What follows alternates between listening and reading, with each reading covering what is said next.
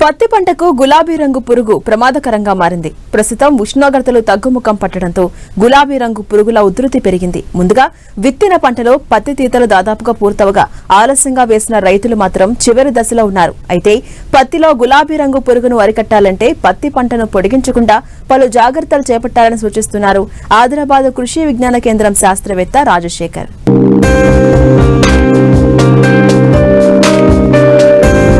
ప్రధానమైన వాణిజ్య పంటలలో పత్తి పంట ఒకటి. పత్తి పంటను తెల్ల బంగారం అని పిలుస్తారు. అయితే ప్రతి ఏటా ఈ పంటలో చీడపీడల వ్యాప్తి పెరగడంతో పంట దిగుబడి పూర్తిగా తగ్గిపోతుంది. 15 ఏళ్లుగా గులాబీ రంగు పురుగు ఉధృతితో రైతులకు తీవ్రమైన నష్టం వాటిల్లుతోంది. ఇటీవల కాలంలో ఈ పురుగు ఉధృతి గణనీయంగా పెరగడమే కాకుండా పంట విత్తిన 75 నుండి 80 రోజులకే ఆశించి నష్టం చేకూరుస్తుంది. ఈ పురుగు యాజమాన్యంకు కేవలం ఒక రసాయన పురుగు మందులపై ఆధారపడకుండా సమగ్ర యాజమాన్య పద్ధతులు చేపట్టాలి. ముఖ్యంగా పత్తి తీసిన తర్వాత అవశేషాలను పంట చేలోనే ఎక్కువ కాలం ఉంచటం వల్ల గులాబీ రంగు పురుగు పంట పొలంలో ఆశ్రయం పొంది దాని ఉధృతి పెరుగుతోంది.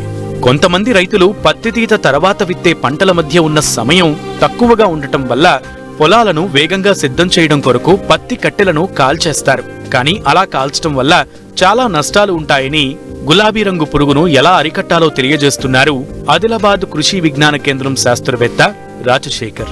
ఆదిలాబాద్ జిల్లాలో ప్రధాన పంట పత్తి పంట. మరి ప్రస్తుతం పత్తి పంట అనేది చివరి దశకు రావడం జరిగింది.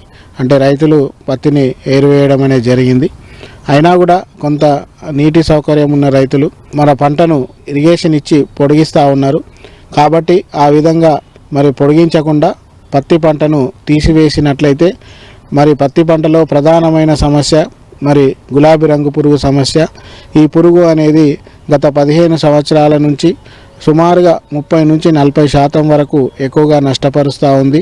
అదేవిధంగా నాణ్యతను దెబ్బతీస్తూ ఉంది. కాబట్టి మరి ఈ పురుగుపై దృష్టి సారించి ప్రతి ఒక్క రైతు ప్రస్తుతము ఇంకా ఒక 2 క్వింటాలకు చూడకుండా పత్తి దిగుబడి చూడకుండా మరి ఖచ్చితంగా మరి పత్తి పంటను తీసివేసినట్లయితే ఈ గులాబీ రంగు పురుగు యొక్క ఉధృతిని మరి రాను మెల్లమెల్లగా తగ్గించుకునే అవకాశం ఉంటుంది.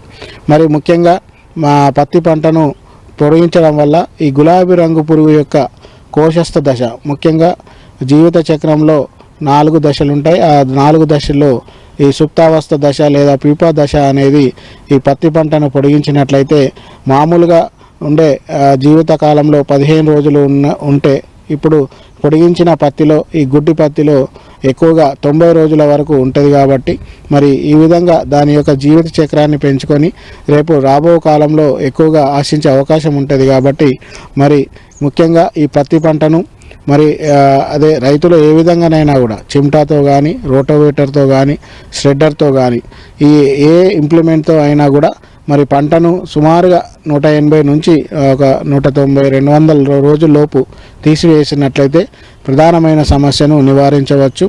అయితే ఇక్కడ చిప్ ష్రెడర్ అనే మిషన్ని వాడుకున్నట్లయితే ముఖ్యంగా పత్తి పంట యొక్క మొత్తం కాండము కానీ ఆకులు కానీ కాయలు కానీ నుజ్జుగా కావడం, దాంతో కాయలలో ఉన్న గులాబీ రంగు పురుగు చనిపోవడం అనేది జరుగుతూ ఉంటుంది.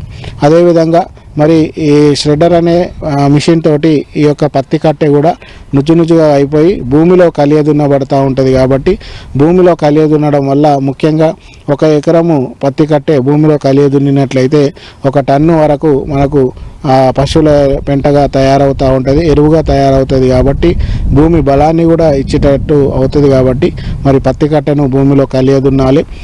అదేవిధంగా మరి ఈ గులాబీ రంగు పురుగుని 50 నుంచి 60% వరకు నివారించుకునే అవకాశం కూడా ఉంటుంది. సో ఈ విధంగా మరి పత్తి పంటను తొందరగా 6 నెలల్లోపే తీసివేసినట్లయితే మరి పంట మార్పిడి అంటే నీటి సౌకర్యం ఉన్న వాళ్ళు కూడా ఈ యొక్క జొన్న లేదా మినుము, తర్వాత పెసర, తర్వాత నువ్వులు, తర్వాత పల్లి, ఈ 4 రకాల పంటలను కూడా మరి జనవరి 15 తర్వాత కూడా వేసుకునే అవకాశం ఉంటుంది. కాబట్టి ఈ విధంగా పంట మార్పిడి చేసినట్లయితే మరి గులాబీ రంగు పురుగు ఉధృతి కూడా మరి నివారించుకునే అవకాశం ఉంటుంది. సో ఈ విధంగా ప్రస్తుత పరిస్థితులలో మరి ప్రతి ఒక్క రైతు పత్తి వేసిన ప్రతి ఒక్క రైతు పత్తి పంటను ఉంచకుండా పంట మార్పిడి అదేవిధంగా భూమిలో కలియదున్నినట్లయితే ఈ ప్రధానమైన సమస్య ముఖ్యంగా ఈ గులాబీ రంగు పురుగు సమస్యను నివారించుకోవచ్చు.